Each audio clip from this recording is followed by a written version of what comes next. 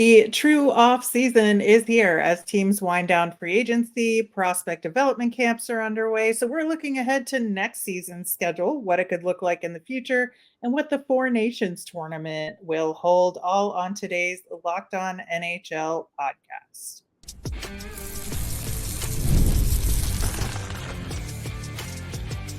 You're Locked On NHL, your daily podcast on the National Hockey League. Part of the Locked On Podcast Network, your team every day. Happy Friday, everyone. Hope everybody had a good holiday yesterday for those in the U.S. who celebrate. Thanks for making Locked On NHL your first listen every day. I'm Rachel Donner from Locked On Flyers. I'm here on Fridays with Gil Martin of Locked On Islanders. You can find our show over on YouTube or on the SiriusXM app or anywhere you listen to podcasts. Subscribe to get our latest episode as soon as it's available here on the Locked On Podcast Network, your team every day. Today's episode is brought to you by Game Time. Download the Game Time app, create an account, and use the code LOCKEDONNHL for $20 off your first purchase. Terms apply. How you doing, Gil? Good. Recovering from the holiday and happy to be sort of things settling down a little bit after the very torrid first 48 hours of free agency. Yeah, things were a little crazy this week. And of course, with all the signings and guys going to new teams, which our colleagues covered really well earlier this week, it makes us want to think ahead to next season and can it get here faster, please? So given all that, what does next season look like? Well, we have the Global Series starting off October 4th, which I think is really fascinating because it is the Sabres versus the Devils in Prague. And when they announced this initially, I was like, I don't know, man. Like, what is going on here? Well, in the meantime, the Devils hired Sheldon Keefe, who was fired by the Maple Leafs, and then the Sabres hired Lindy Ruff, who was fired by the Devils last season. So I think, this Global Series is a little more interesting than it would have been even 6 months ago, 8 months ago. Yeah, no question. And look, I've been to Prague. It is a beautiful city and a great place to see a hockey game. So I think the fans there are very enthusiastic, and it'll be great to see those games being played there. Yeah, I am very much looking forward to all of that. The sort of proper opening for the season in North America will be October 8th. As they did last year in the US, ESPN will have their night, and then on the 9th, it'll be TNT having their night. And on the 9th, Sportsnet is going to have like a huge Canada night with all the Canadian teams playing, or a lot of them playing. I think. But of course, that first night we'll get the Stanley Cup banner night in Florida against the Bruins, which I don't know why, but it just feels right. It does feel right. Or if you're a Bruins fan, it feels like they're rubbing it in. But yeah, I mean, look, if there's anything that's going to inspire the Bruins a little bit, maybe having to sit through that ceremony is part of it. But all joking aside, from a Florida perspective, the first Stanley Cup championship in the franchise's history, that will be a very special moment for hockey fans in South Florida. Yeah, and do you think that Florida will fall victim to the banner night curse? Maybe. I mean, well, first of all, their roster is going to look fairly different next year because of all the changes. So you got to factor that into it. But there is something about those banner ceremonies, or any kind of ceremony, that sort of gets players out of their routine, where, you're ready for the game. They do, the national anthem, and you're ready to start, and then they've got to do the ceremony. So depending on how long it goes, that sometimes throws players off, and we'll see. We'll see what happens. Yeah, and I always think about how interesting it must be for guys who weren't with the team the Yeah. previous year, who didn't win the cup, that are now on the team and have to watch this ceremony, but it wasn't for them. And I don't know, that's the thing that always gets me. It's even stranger if you have a guy playing for the other team who won the Stanley Cup with the team hosting the banner night. and they're on the other bench watching the ceremony. Fair enough. Fair enough. I think, the other big game that people are going to be looking at is Utah's first game, which will be that night as well on October 8th. The Blackhawks are going to be in town. I mean, I guess you can't go wrong with throwing Connor Bedard into your first game ever as a franchise in Salt Lake. But that should be a lot of fun, and see what games are going to look like there. Yeah, and it's a very exciting time for fans in Utah, in Salt Lake City, having their team play their first ever home game. And, Bedard, again, brings even more focus to it. So I think it's going to be a very memorable and special night. And look, you lived in Utah, in Salt Lake City. How do you think the fans will react? Yeah, I think they're going to be great. I think it's going to be a really fun night. I do like that arena, although it's not 100% ideal for hockey right now. But it's just a fresh start for this team. And as we saw at the draft and we saw in free agency, like, this new ownership isn't messing around. This is not the Arizona Coyotes. This is a new team with a new vision and that's willing to spend money. And I feel like it almost feels like an expansion team. Yeah. Given the big changes that have happened. It almost does. And then also from an NHL perspective and a revenue perspective, the capacity of the home crowd is going to quadruple probably this year as compared to what they could put in the Mullet Arena a year ago. Yeah. Yeah. So it'll be nice to have that team play in a full size rink again. We will also potentially, likely, I guess, have the debut of Macklin Celebrini on the 10th in the Sharks' first game. And I think, there's going to be a lot of pressure on him, but I think, again, the same with Bedard this past season. The Sharks are playing with house money this season. The expectations are obviously a little higher than last year, but they're starting to turn the corner and they have a different direction, and Celebrini is part of that. So I think it should be, a good atmosphere for that in San Jose. Yeah, optimism is back in San Jose. And, so they're opening at home against the Blues on October 10th. And then a week after that, you have the potential of the last two first overall picks in the draft when San Jose visits Chicago, and you have Celebrini and Bedard going head to head. So that should be very exciting as well. Yeah, I think so.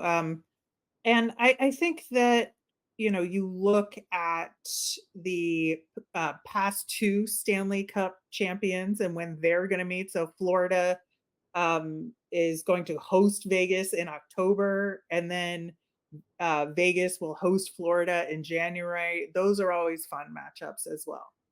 They are, and that should be really, really good. And then, you also have matchups that I think will be kind of memorable. For example, Nashville visiting Tampa Bay at the end of October. Steven Stamkos returning to Tampa for the first time in a different uniform. That's going to be an emotional night for him and for the fans in Tampa. Yeah, I think that's definitely a game that I have to put on my calendar for sure, because you got to see how that goes. You want to see the tribute video. I like the narrative is very huge for this one.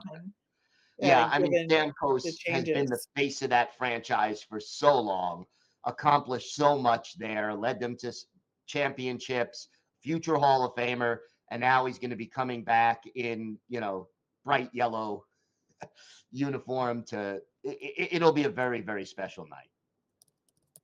Yeah, and I think,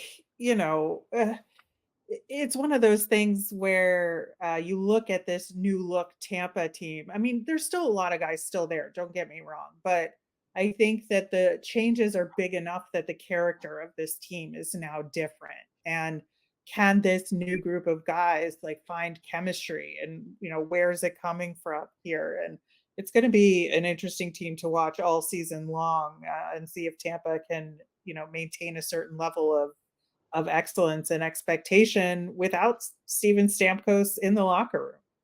Yeah, it's one of those decisions that may not be popular with the fans, but it may logically make sense, using the old adage that it's always better to get rid of a player a year too soon than a year too late. So economically, it did not make sense to keep Steven Stamkos, and we'll see whether or not that works out for the Lightning moving forward.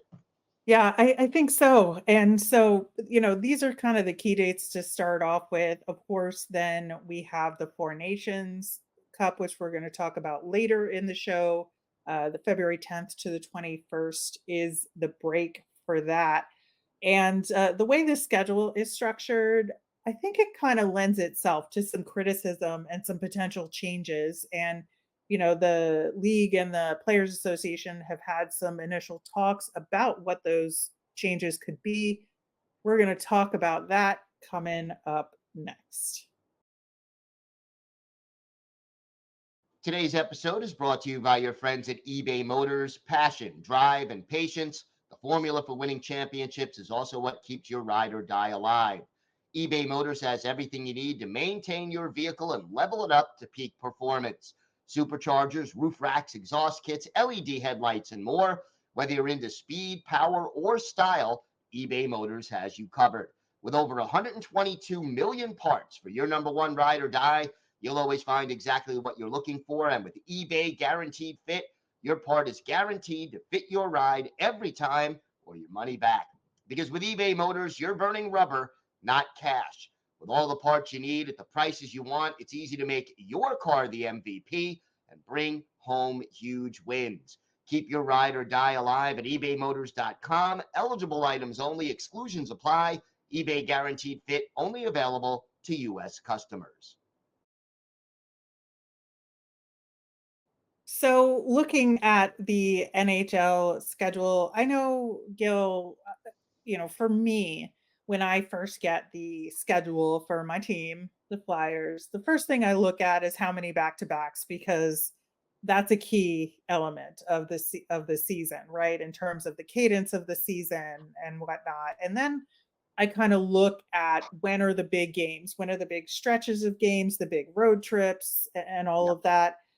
And I think there's been some things about the way the NHL schedules have been structured that bother me. And I think it could use some tweaking. And it seems like the league and the Players Association agree. So looking at some of the suggestions that they have had in terms of potential changes. Now, these could not go through until the next CBA, which is in another couple of years. So we've got a while to wait. But one thing that we have obviously noticed is that the season starts too late and ends too late, right?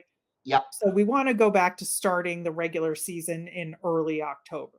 Yeah, I prefer that. I always wondered why they wait until around Columbus Day in the United States to start the season.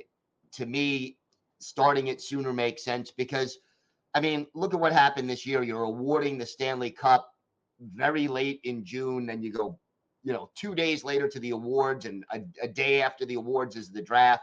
It's just so rapid fire, and it's already very, very hot outside. To me, it makes more sense to start earlier in October. Yeah, I think so as well. And again, that dovetails into the cup needs to be awarded no later than June 10th, in my opinion.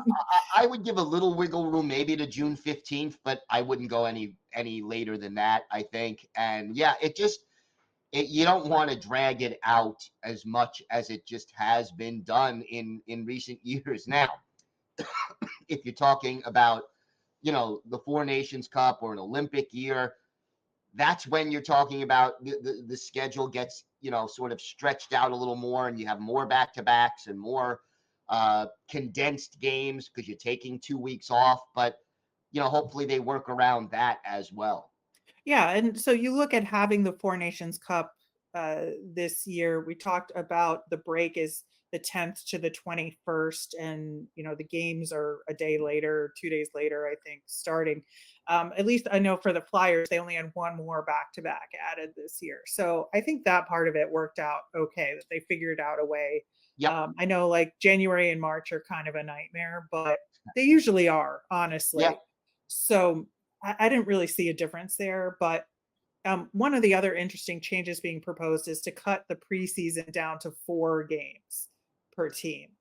And that is, you go from 6 or 7 to 4, which you have to think that the owners aren't thrilled about that idea just because it's reduced revenue, right? Well, yeah, because they end up charging season ticket holders full price for those preseason games anyway, even if a lot of them don't show up. The other thing is this: usually there's a rhythm to the preseason. So, the first 2 or 3 games, you're looking mostly at your younger kids and sprinkling in your veterans. And then the last, let's say, 2 games, or at least the last game, you're trying to give your line combinations a little chemistry and a little time to gel. I think it's going to hurt some of those younger players who won't get as much of an opportunity to play with established NHLers in the preseason, to adjust to the faster pace of the NHL game versus juniors, college, or the AHL. And I think it'll make general managers' decisions a little bit more difficult as a result of that. And sort of the back end of this decision to cut the preseason is you're adding 2 more regular season games to 84. And I just don't see a need for 2 more regular season games at this point. Ideally, I would even go back down to 80 or 78 if I were running the league, but adding 2 more regular season games. Tell them to take that money away. That's the problem. No, they won't. I know they won't, but we don't need 2 more regular season games in my mind. And, if I'm the Players Association, if they're going to extend the season by 2 more games, I want more money as a result. Yeah, absolutely. And I think that if you look at it in balance, adding 2 more regular season games allows wiggle room for expansion later on. And that's what that's about. It is creating the space to have more teams that you have to play against. But they would have to do some serious division reconfiguration and all of that. That's another topic. You're talking about that's another topic for another day. But realistically, if you cut preseason games and add the regular season games, the revenue balances out for the owners, and it gives you some wiggle room when you eventually expand. And that's what that's about. I think that, that is kind of the bulk of what they're talking about at the moment. And if you move stuff up 2 weeks, I really like that. My other pet peeve about the schedule is that I understand why they do it in terms of stacking up the rivalry games and the in-division games more toward the end of the season, in order to make the games more meaningful, more exciting.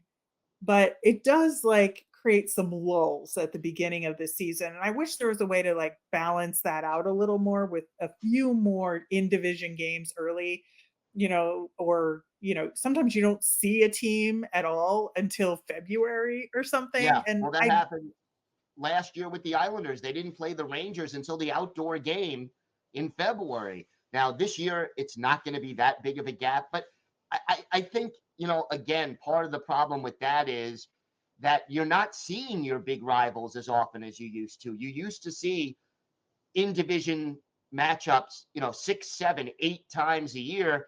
Now you're down to 3 or 4. You got to try to space those out, to see I used to love home and home against division rivals. Islanders Flyers, Islanders Rangers, Islanders Devils. You go home and home, that second game, the intensity level ratchets up. And I always liked, Saturday in one arena, Sunday or Monday in the other arena, and it just ratchets up the intensity for both teams.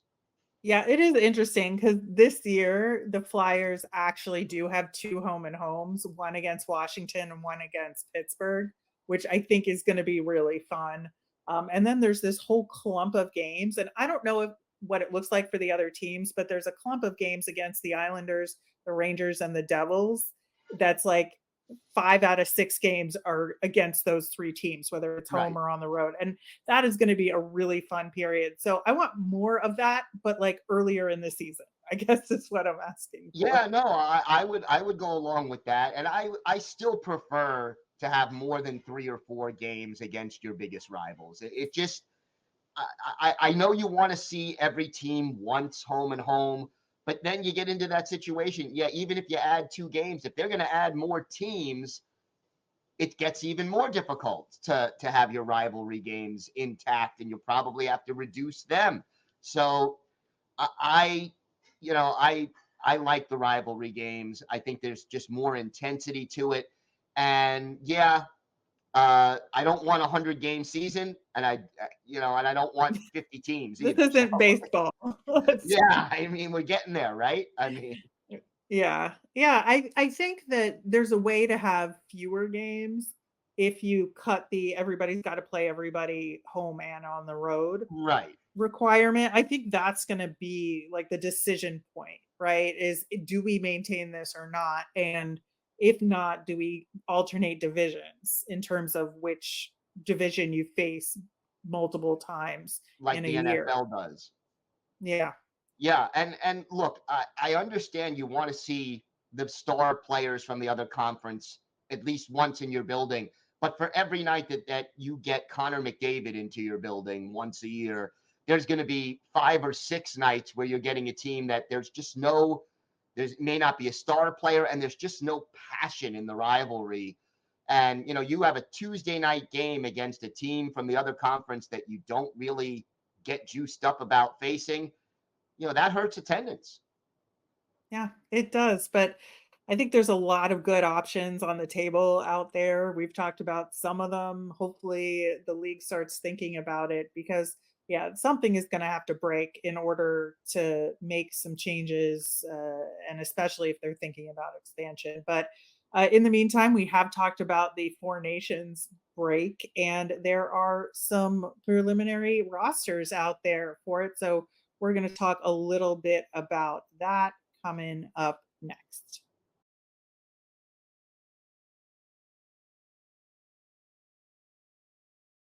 So I think this Four Nations thing, there's pros and cons to it, right? And when it was announced, we talked about it a little bit, but I think, the upside is this is a really good ramp up for the Olympics. Yep. The following year.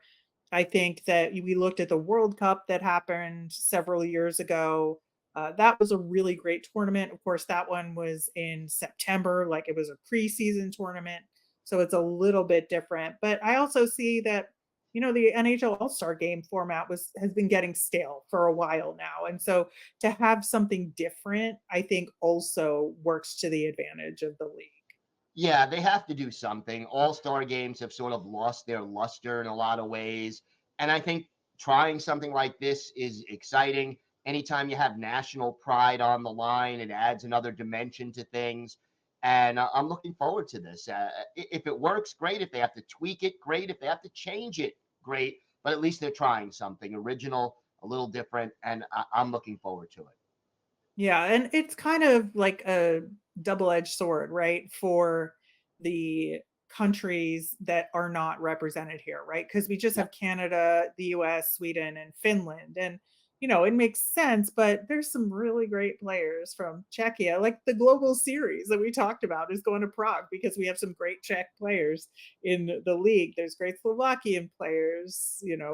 We've got guys from all over Europe here. And Yeah. I think that, it does them a disservice to not be able to participate. But on the other side of it, there's some guys from the teams that are participating that maybe would have liked the vacation. They won't get it. So I think it's like a grass is greener situation. Yeah. And the league did the best they could. But yeah, I think there's definitely going to be some missing elements to the tournament. But that being said, we've got the first 6 players for each of those 4 nations set now, pending, injury status, of course. The thing I've found most fascinating is that only Finland has a goalie in these initial 6. So you say Saros from the Preds is, of course, that goaltender. But what do you make of that? Yeah, I mean, I guess when you're only picking 6, it's a little hard, and maybe you want to get a hot goalie rather than, if a guy has an off year and you're committed to him and there are other candidates you'd rather have. I get it, but it is a little strange. Yeah, and I think, it may be that the goalie decisions are going to be tougher for some of the other countries, or that their skaters are just that much better, or you want to put those names out there. And, you look at Team Canada's initial six, 5 forwards and 1 defenseman so And Kale far. McCarr, right? Exactly. Right. I Yeah. mean, but what forwards they are. I mean, Crosby, McKinnon, Brad Marchand, Connor McDavid, and Braden Point. That's a mighty fine, 6 players that they're picking right there. Yeah, it is interesting though that Makar is like the youngest guy there, right? And it is a slightly older top 6 players that they're starting off with. So will they supplement this roster with some younger guys? You certainly hope so, in order Yeah, you to would think they have would that do team that. be more competitive. Yeah. And then you have the Americans going with 3 forwards and 3 defensemen. And you have Adam Fox, Quinn Hughes, Charlie McAvoy on the blue line, Jack Eichel, Austin Matthews, and Matthew Tkachuk up front. Again, these are the players you want to see in this tournament. Yeah, and I think obviously with these first 6, it's like a mix of who actually would make the roster anyway and who makes sense from a marketing perspective Right. to kick off these lists. And but I think what this initial list from Team USA shows is that it's going to be a pretty physical group. Yeah, and how physical will they get in this tournament? Well, we'll find out, but don't be surprised if Team USA doesn't shy away from the physical contact based on the early 6 players they put on the roster. Right. And if you're looking at the rest of the Finns selected, in addition to Saros, very skilled team. I mean, Barkov is on that team, Mikko Rantanen, Sebastian Aho of the Hurricanes, and Esa Lindell, who's a tremendous defenseman from Dallas, as well as Mira Heiskanen. And so you've got 2 Dallas stars on Team Finland. Yeah, out of the first 6. And again, like you said, a very skilled group. And, again, how they flesh out the rest of the team will be very interesting. But I like this initial 6. Yeah, I do too. And I think that, the fact that we haven't even gotten to the, Rupe Hintz Right. isn't on that list yet. Teravainen, Tolvanen, like there's so many names. Like this is going to be a really tough team to beat. And as far as the Swedes go, I just like this is going to be an interesting squad because they put Erik Karlsson on there as they should, right? But which Erik Karlsson is it going to be by the time we're halfway through the season? Yeah, no question. I mean, Karlsson, Victor Hedman, and Gustav Forsling. I mean, those are your 3 defensemen, and then yeah, that's not too shabby. Yeah, not shabby at all. You got a nice combination of offense and defense there, and then Philip Forsberg, William Nylander, and Namika Zibanejad. Wow, I mean, sign me up. I'm buying tickets. That's it. Right, and I would say that their top 2 goaltenders are likely to be Markstrom and Ullmark, which again, love that for them. Yeah, bring it. I mean, and I guess, anytime you have an all-star style tournament, how much cohesiveness are you going to see on the ice? How familiar are these players with their line mates? That always becomes, and then how much physicality will we see in the series? And obviously, from a fan perspective, you want to see these guys show off their skills, but you don't want anyone, especially guys on your team, to get hurt during a tournament that doesn't count in the standings. Yeah, and with goaltending, I think like the Canadians are the ones that are, I think, at most risk, right? Because they do not have strong goaltending like they did in the past. So you're looking at, I don't know, Aiden Hill, Tristan Jarry, like maybe Binnington, depending on what kind of look he's showing over the season. But there aren't a ton of really strong Canadian goaltenders right now. No, I mean, unless it's Skinner, I don't know. Maybe, but I don't know. It's a lot iffier, but you know what? Some Canadian goalie is going to get hot during the season and surprise everybody Probably. and That's a end fair up point. earning a roster spot, whether it's a guy who bounces back or a guy who emerges and takes his game to another level. I think we will see that.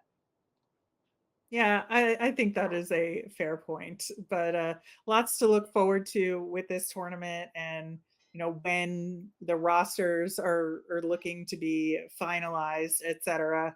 But we will keep track of that as we learn more, and we have tons more to talk about in this off season. We will be back next Friday to talk about the NHL at large. Gil, you'll be back on Monday to talk with hosts from teams around the league on the latest with their teams. Locked On has launched the first ever national sports 24/7 streaming channel on YouTube that's also available on Amazon Fire TV and the free Fire TV channels app. Locked On Sports Today is here for you 24/7, covering top sports stories of the day with local experts of Locked On, plus national shows covering every league. Find Locked On Sports Today now available on the free Fire TV channels app. Have a great day, everyone.